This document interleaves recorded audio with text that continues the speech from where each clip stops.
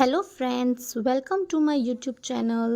આજે આપણે રવાનો શીરો બનાવવાના છીએ, જે સત્યનારાયણ ભગવાનને પ્રસાદ રૂપે આપણે ધરાવીએ છીએ. સૌપ્રથમ આપણે એક પેનમાં 2 ચમચી જેટલું ઘી લેશું. એમાં 1 કપ જેટલો રવો એડ કરશું.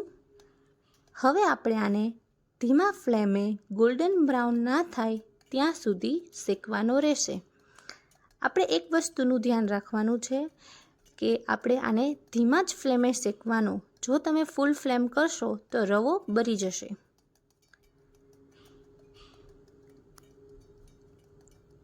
હવે તમે જોઈ શકો છો રવો સરસ ગોલ્ડન બ્રાઉન થઈ ગયો છે અને ઘી પણ છૂટું પડી ગયું છે.